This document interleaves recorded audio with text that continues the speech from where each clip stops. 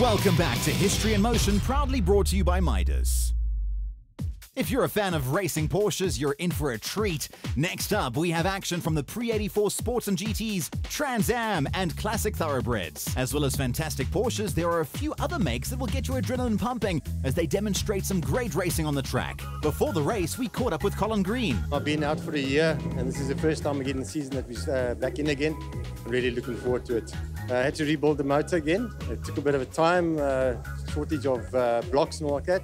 Feels strong, and yes, we'll just take it a bit easy today. We won't go as fast as normal. The objective is to get to Desi in the car in a good position, good state. Looking at the grid, and we have Colin Ellison in his Chevron B19 on pole position, with category newcomer Mike Schmidt in the Ford Capri alongside him. George Avakomides in the Ocean Basket Porsches in third, with Ifrit Buerta lining up fourth. Colin Green lines up 12th. It will be a rolling start here as the field makes their way to the start line. Ellison and Schmidt lead the way, with Peter Jenkins and the other Chevron B19 leading a gaggle of Porsches to the start. Lights off and away they go. Mike Maurice making a fantastic start here as he powers past Herman Klucher and heads after the Chevron B19 of Jenkins.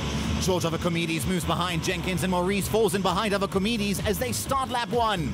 Up at the front, and Mike Schmidt has found a way past Colin Ellison and he leads the race. Willie Hepburn in his Opel Record flies past the Porsche 911R of Ifrit Buerta, heading into the Nashuas. Next up for Hepburn, Herman Klucher. Foot flat, Maurice heads down the back straight, losing a bit of ground to Avakomides. Barreling down his right-hand side, the Opel Record of Willie Hepburn, which qualified in 10th after a few issues, and Hepburn is making short work of moving up the order. Hepburn lines of Avakomides as they head towards Clubhouse. Hepburn has the inside line and passes the Ocean Basket Porsche, moving into 4th position. The power of Ellison's Chevron B19 has allowed him to romp off into the distance, and this has left us with a fantastic battle for second place. Great move there from Schmidt, and he moves ahead of Jenkins. This is awesome racing. Jenkins having a look down the inside of Schmidt, not this time though.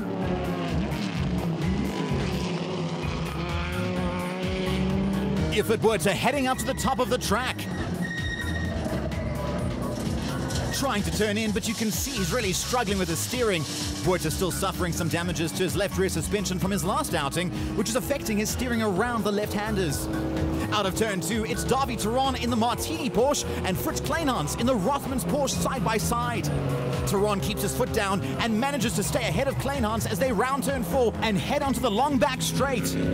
The battle between Schmidt and Jenkins continues in the bowl. The Capri ahead of the Chevron as they head up to turn 13. Ahead of them, you can see Willie Hepburn has managed to find a way past the pair as they are battling for position. Schmidt slightly loose on the exit of 13, keeps the power down to the final bend. Jenkins looks on the inside of Schmidt. Schmidt closes the door solidly on him, and Jenkins has to back out. Davy Theron has the inside line on Fritz Kleinhans. Side by side they exit and head up the hill. Kleinhans a little bit wide and loses out. Obstol just behind the pair. Ifrit Buerta approaching the final left-hander. Is it going to turn? Almost. He is really wrestling with the car to get it around. Out of turn 2, and we see Mike Maurice ahead of Herman Klucher and Fred Koenig. Klucher right on the tail of Maurice, and he'll be looking for a way past the Rimac Porsche and has a look on the inside, exiting the Nashuas. Maurice sticks to the right, giving Klucher room, and Klucher powers down and takes the position, moving ahead of Maurice. Fred Koenig also going past. There must be a problem there for Maurice as he is slowing drastically as the other Porsches drive away. Willie Hepburn leads the third place battle of Schmidt and Jenkins through the bowl. Jenkins goes down the inside and makes the pass. Schmidt comes back at him as they climb the hill to turn 13. Schmidt, a little bit out of shape, takes the inside line.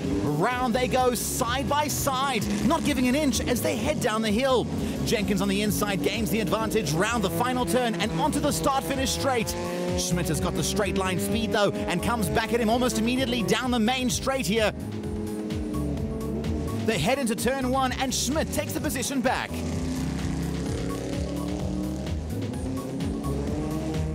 The front runners coming into some traffic as the end of the race closes in.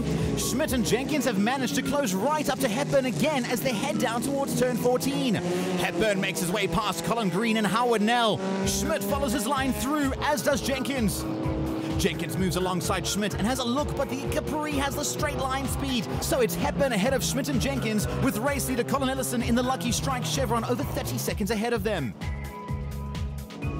Coming down the hill for the final time in race 1. Hepburn is comfortably ahead of Schmidt and Jenkins. The Ford Capri leads the Chevron B19 round turn 14 and down the main straight to the checkered flag. This pair have put on some spectacular racing for us in this heat. Further back, Herman Kluge is just ahead of Fred Koenig as the pair round the final bend. Koenig has a look on the inside, and it's a flat-out sprint for the flag between this pair. Across the line, and it's Herman Kluge who gets 6th position by 0.5 of a second. Confirmation of the results, and it was Colin Ellison who took a comfortable victory ahead of Classic Thoroughbreds winner Willie Hepburn. Peter Jenkins moves up to 3rd after Mike Schmidt received a penalty for a jump start which dropped him back to 5th.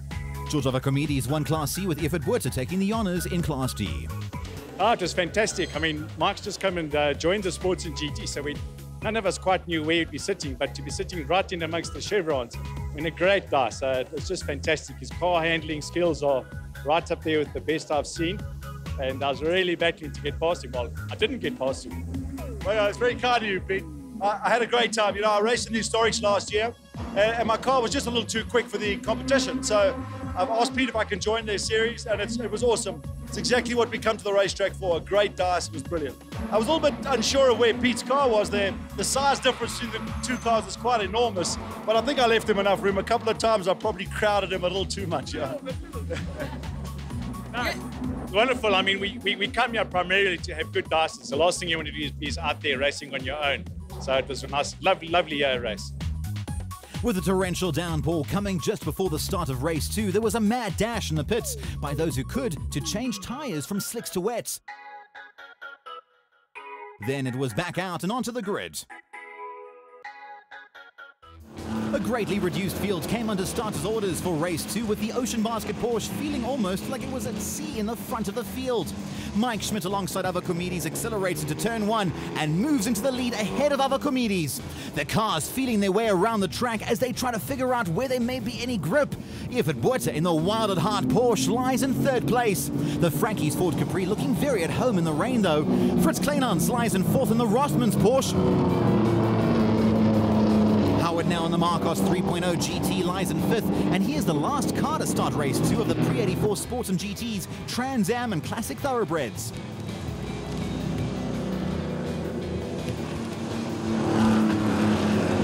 Kleinans gets it sideways as he sails around Sunset. Good job saving that. We see Ifrit Buerta making his way back onto the track as well from an excursion he made onto the grass. Ifrit Buerta ahead of Kleinans, and conditions on the track are far from ideal, but they are certainly making for interesting racing. Avacomedes, struggling with visibility as the rain pours down, makes his way gingerly around turn 14, gesturing to his pit wall as he drives past. The intensity of the rain increases as Howard Nell makes his way down the hill. Behind him, Mike Schmidt gets it a bit sideways as he exits turn 3 and comes up to lap Nell. Sliding out of turn 14, the Capri comes. Big slide there for Schmidt on the exit. Fritz Kleinans coming through the S's, and you can see just how much water is lying on the track, his narrow wheels helping him get through. Down in the bowl, and it almost looks like a pond with all the standing water on the track. Avacomedes slowly making his way through, struggling with visibility and the screen misting up. He runs wide on the exit but keeps it going.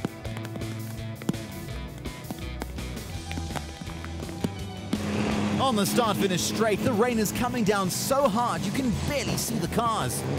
The blue flag is being waved by the marshals as Mike Schmidt comes up to lap Fritz Kleinans and lines up George Avacomedes. Mike Schmidt goes slowly around George Avacomedes as they head into turn 2.